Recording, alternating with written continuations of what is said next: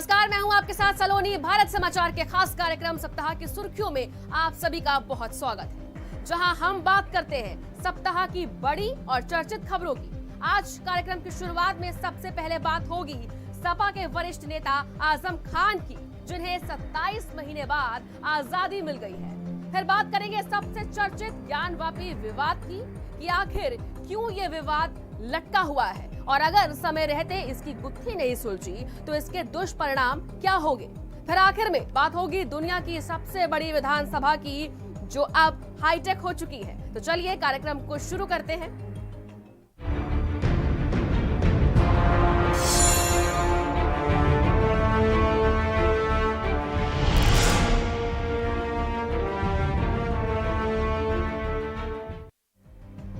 उत्तर प्रदेश की राजनीति के प्रमुख मुस्लिम चेहरे आजम खान करीब 27 महीने बाद शुक्रवार को जमानत पर जेल से रिहा हो गए। उनके परिवार, समर्थकों और रामपुर की जनता में ईद की खुशी मनाई गई। मनाई भी क्यों न जाती, रामपुर को उसका खोया हुआ वारिस जो वापस मिल गया है। आजम की रिहाई का दिन जितना उनके लिए खास रहा, उससे ज्यादा राजनीतिक धुरंधरों के लिए भी खास रहा। रिहाई के दौरान आजम खान की एक तस्वीर सामने आई है, जिसमें चाचा शिवपाल आजम से मिलने पहुंचे थे। ये तस्वीर कई सियासी संदेश दे रही है। सपा नेता आजम खान को जेल से लेने के लिए अखिलेश यादव से नाराज चल रहे उनके चाचा शिवपाल यादव पहुंच गए।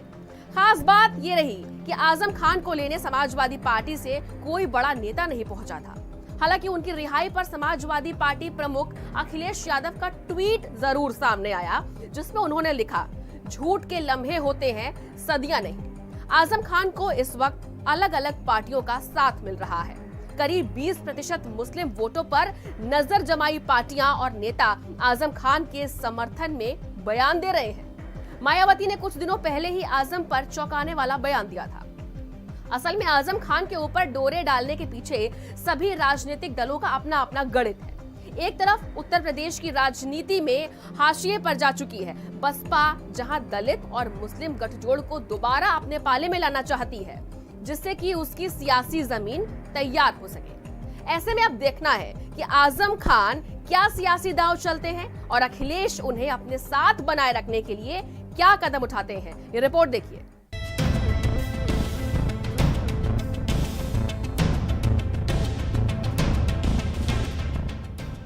सियासत, रियासत और विरासत, जहां ये तीनों आकर मिले उसे कहते हैं रामपुर। अर्श से फर्श तक जहां की फिजाओं में घुली है राजनीति, उसे कहते हैं रामपुर। चुनावी बयार जहां सबसे रफ्तार में बहती हो, उसे कहते हैं रामपुर। 10 बार विधानसभा चुनाव जीते, 2 बार सांसद बने और कई बार उत्तर प्रदेश सरकार में मंत्री रहे आजम खान आखिरकार 27 महीनों के बाद जेल से रिहा हो चुके हैं। उत्तर प्रदेश की राजनीति में या कहें समाजवादी पार्टी के सबसे बड़े मुस्लिम नेता आजम खान ने 26 फरवरी 2020 को अपनी पत्नी तंजीन फातिमा और बेटे अब्दुल्ला आजम खान के साथ रामपुर की अदालत में आत्मसमर्पण किया था, जिसके बाद से वो लगातार जेल में थे। अब आपको बताते हैं कि आजम खान पर कैसे कैसे आरोप लगे। भैंस चोरी, बकरी चोरी, मुर्गा मुर्गी चोरी, किताब चोरी, फर्जी कागजात, धोखाधड़ी, जमीन पर कब्जा, साजिश के तहत डकैती, मदरसों पर कब्जा, यतीम खाने को तोड़ना, मारपीट, धमकी देना, गाली गलौज। आजम खान पर एक के बाद एक ऐसे मुकदमे दर्ज हुए कि देश की सबसे बड़ी अदालत ने भी नाराजगी जताते हुए कह दिया, एक ही आदमी पर 89 मुकदमे। ये तो ट्रेंड ही बन गया है। जब जमानत मिलती है, एक नया केस आ जाता है। ये कैसे हो रहा है? 27 महीने आजम खान जेल में रहे, लेकिन जेल के बाहर राजनीति की दुनिया में आजम खान के लिए बहुत कुछ बदल गया। आजम खान भले ही जेल में रहे हो, लेकिन अखिलेश यादव भी उनकी ताकत को पहचानते हैं। आजम खान उत्तर प्रदेश की राजनीति में हॉट केक, हमेशा बने रहते हैं। जिस तरह से हमें इंसाफ मिला है उसमें यही कहा जा सकता है कि सुप्रीम कोर्ट ने विधाता की तरफ से जो पावर्स उनको डेलीगेट पावर्स थी उसका सही और जायज़ इस्तेमाल किया है। मेरी तबाहियों में मेरा अपना हाथ है। हम पर मुकदमे कायम कराने वाले लोगों में कौन लोग हैं कि जब दरोगा जी हमारा बयान लेने के लिए जेल में गए तो उन्होंने बहुत तारीफ़ करी कि आपने बड़ा अच्छा शहर बनाया है, यूनिवर्सिटी बड़ी अच्छी बनाई है। हमदर्दी जाहिर की और ये भी कहा कि आप जब रामपुर आएँ ज़मानत पर तो कोशिश करिएगा कि भूमिगत रहें। आप पर इतने मुकदमे हैं कि आपका इनकाउंटर भी हो सकता है। कि महबूबा के कहने पर किसी ने अपनी माँ का दिल निकाल लिया था और वो दिल निकाल कर जब महबूबा की तरफ बढ़ गया तो ठोकर लगी और दिल के साथ गिर गया। तो माँ के दिल से आवाज आई थी, बेटे तेरे चोट तो नहीं लगी। समाजवादी पार्टी में यादव परिवार के बाद सबसे बड़े नेता के रूप में पहचाने जाने वाले आजम खान को इस वक्त अलग अलग पार्टियों का साथ मिल रहा है। करीब 20% मुस्लिम वोटों पर नजर जमाई पार्टियां और नेता आजम खान के समर्थन में बयान दे रहे हैं। अखिलेश यादव से नाराज चाचा शिवपाल यादव हो या फिर बीएसपी अध्यक्ष मायावती, सब ये बताने में जुटे हैं कि अखिलेश ने आजम का साथ नहीं दिया। इसी बीच उड़ते उड़ते खबर आई कि सीतापुर जेल में अखिलेश आजम से मिलने नहीं पहुंचे, इसीलिए आजम खान अखिलेश से नाराज है। फिर क्या था? समाजवादी कुनबा बताने लगा कि नहीं, अखिलेश से आजम नाराज नहीं है, सब साथ है। अब अखिलेश यादव ने भले ही आजम खान के जेल से निकलने पर ट्वीट कर स्वागत किया हो, लेकिन शिवपाल 2 कदम आगे बढ़कर आजम खान को लेने सीतापुर जेल के बाहर पहुंच गए। अपने घर पहुंचने से पहले आजम खान मीडिया से मुखातिब भी हुए। इसी दौरान उन्होंने एक बात कही कि मेरी बर्बादी में मेरा अपना हाथ है। यह वाक्य तो छोटा है लेकिन इसके मायने बहुत बड़े हैं।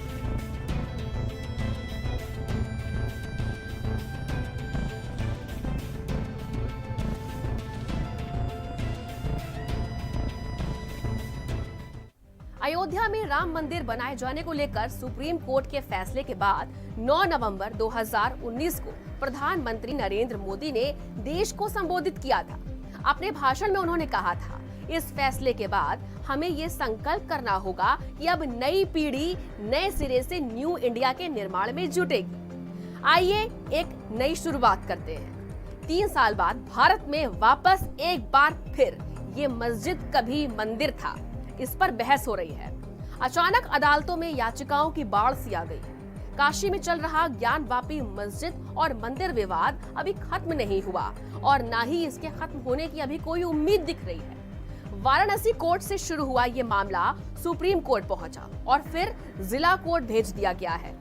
सुप्रीम कोर्ट ने ज्ञानवापी मस्जिद सर्वेक्षण में हस्तक्षेप करने से परहेज किया है। ज्ञानवापी मस्जिद और काशी विश्वनाथ मंदिर मुद्दे के दीवानीवाद की जटिलताओं और संवेदनशीलता को देखते हुए मामले को वाराणसी के जिला जज के पास भेज दिया गया है। अब सवाल ये है कि आखिर ये मामला जल्द से जल्द निपटना क्यों जरूरी है और अगर ये मामला लंबा खिंचता है तो इसके परिणाम क्या होंगे, ये हमारी इस खास रिपोर्ट में देखिए। काशी में अब क्या होगा? क्या अगले 8 हफ्तों में हो जाएगा तय? ज्ञानवापी मस्जिद में मिले शिवलिंग का फैसला अब कौन करेगा? अब ज्ञानवापी मस्जिद के वजू खाने का क्या होगा? ज्ञानवापी मस्जिद में कमल, शेषनाग, त्रिशूल, स्वास्तिक बताने वाली सर्वे रिपोर्ट का क्या होगा? क्या ज्ञानवापी मस्जिद में भविष्य में पूजा होगी या ज्ञानवापी में नमाज पढ़ी जाती रहेगी? जैसे सुप्रीम कोर्ट में होने वाली शुक्रवार की सुनवाई से ठीक पहले जुमे की नमाज के लिए सैकड़ों नमाजी पहुंचे। सभी नमाजी अपने घरों से वजू करके आए। वजू की जगह से ही तो दावा हुआ कि ज्ञानवापी मस्जिद में शिवलिंग मिला। दावा एक तरफ शिवलिंग का हुआ तो दूसरी तरफ फवारे बताने का। ज्ञानवापी मस्जिद है या मंदिर, ये मामला सिविल कोर्ट से शुरू हुआ, जिसके बाद सिविल कोर्ट से ये मामला सुप्रीम कोर्ट पहुंचा, जिसके बाद अब फिर वाराणसी की जिला अदालत इस मामले की सुनवाई करेगी। विवाद वाराणसी की सिविल कोर्ट से सुप्रीम कोर्ट तक पहुंचा, वापस वाराणसी की जिला अदालत को सुनवाई के लिए भेज दिया गया है। सवाल ये है कि क्या अब जल्द साफ हो जाएगा कि ज्ञानवापी मस्जिद है या मंदिर। सवाल ये है कि इस विवाद का जल्द खत्म होना क्यों जरूरी है। दरअसल ये विवाद जितना लंबा चलेगा, सामाजिक और राजनीतिक तनाव उतना लंबा खिंचेगा और भरोसा कमजोर होगा। जरूरी है कि ज्ञानवापी मस्जिद विवाद का फैसला जल्द हो, जो अब जिला अदालत में है। क्या होगा, कैसे होगा, ये तभी आप समझ पाएंगे जब ये जानेंगे कि शुक्रवार को सुप्रीम कोर्ट में क्या हिंदू पक्ष खुश है। सुप्रीम कोर्ट ने ज्ञानवापी मस्जिद विवाद में क्या कहा? जवाब, सुनवाई वाराणसी की जिला अदालत में होगी। जिला जज के पास 25 साल का अनुभव है, सभी पक्षों के हित सुरक्षित करेंगे। सवाल नंबर 2, अब तक पेश की गई सर्वे रिपोर्ट का क्या होगा? आगे और सर्वे हो पाएगा? जवाब, आगे के सर्वे पर फैसला जिला अदालत करेगी। जो सर्वे पहले हो चुका है वो आगे सुनवाई में शामिल रहेगा और ये आदेश 8 हफ्तों तक जारी रहेगा। यानी जो सर्वे रिपोर्ट सिविल कोर्ट के आदेश पर ज्ञानवापी मस्जिद के भीतर हुई वो अब जिला अदालत की सुनवाई में भी शामिल रहेगी।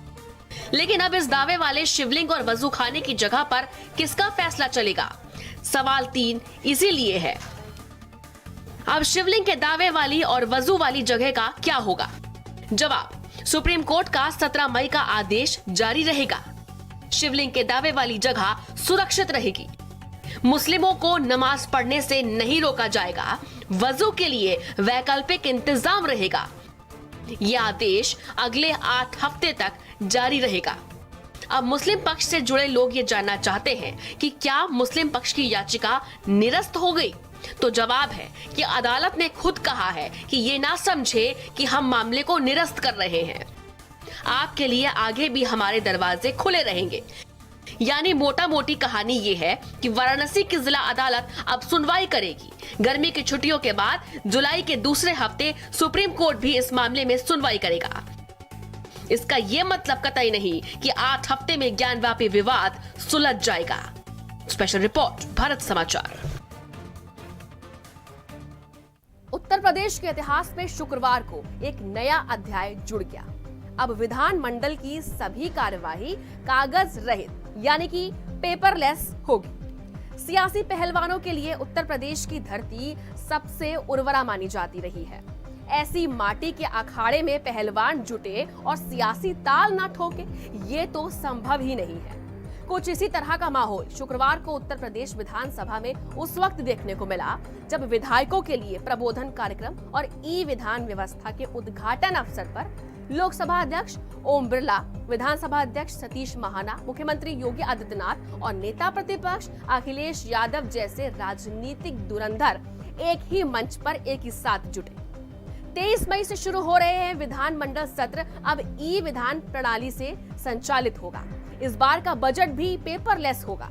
ऐसा करने वाला यूपी देश का पहला राज्य बन गया है। पेपरलेस व्यवस्था अभी तक किसी भी राज्य की विधानमंडल में लागू नहीं है, सिवाय नागालैंड के। पीएम मोदी के डिजिटल मिशन को बढ़ाते हुए वन नेशन वन एप्लीकेशन के भाव के साथ विधानसभा में शुक्रवार को ई विधान प्रणाली लागू की गई है। अब सवाल ये है कि ई विधान लागू होने के बाद काम कैसे होगा और ई विधान की खास बातें क्या है, इस रिपोर्ट में देखिए।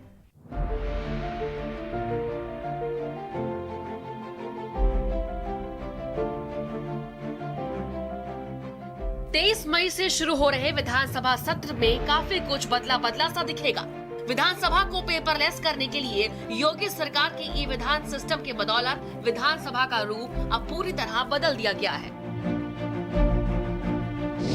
डिजिटल हुई यूपी विधानसभा, पेपरलेस हुई यूपी विधानसभा, सभी सीटों पर लगे टैबलेट। 23 मई से शुरू होगा बजट सत्र। यूपी विधानसभा का ये बदला हुआ रूप 23 मई से दिखाई देगा, जब योगी सरकार 2.0 का बजट सत्र शुरू होगा। इसके साथ यूपी विधानसभा देश में दूसरी पेपरलेस विधानसभा बन चुकी है। अब आपको बताते हैं कि ई विधान की खास बातें क्या है। ई विधान सिस्टम लागू करने वाला यूपी पहला राज्य। टैबलेट लॉगिन करते ही पूरी कार्य सूची स्क्रीन पर होगी। जो सवाल पूछेगा उसकी फोटो स्क्रीन पर आएगी। जो मंत्री जवाब देगा उसकी तस्वीर भी स्क्रीन पर आएगी। एक सवाल और जवाब का समय भी पता चलेगा।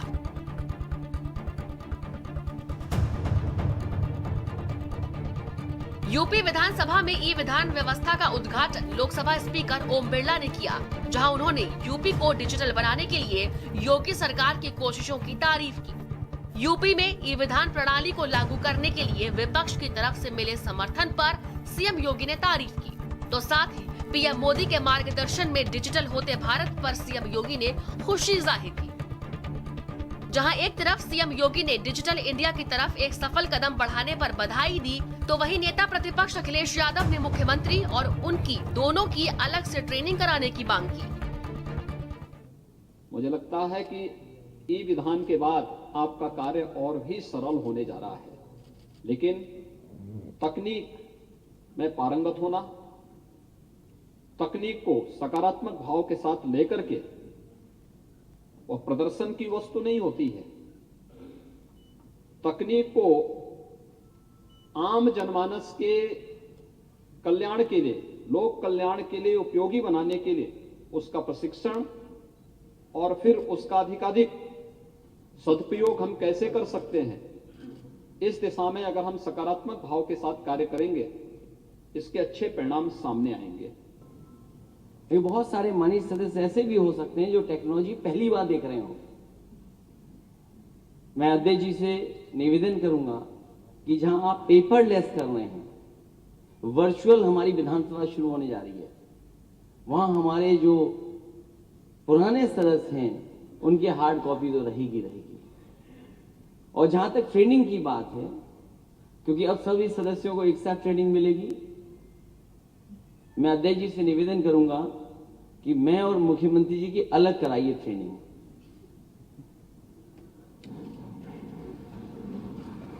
क्योंकि पता नहीं हम लोग जानेंगे चीजें कि नहीं जानेंगे। यूपी विधानसभा को पेपरलेस करने के लिए एक बड़ा कदम तो उठाया गया, लेकिन फिलहाल इसे पूरी तरह से पेपरलेस नहीं किया गया है। सभी विधायक टैबलेट के साथ पेपर का इस्तेमाल अपनी सहूलियत के हिसाब से कर सकेंगे। ब्यूरो रिपोर्ट, भारत समाचार।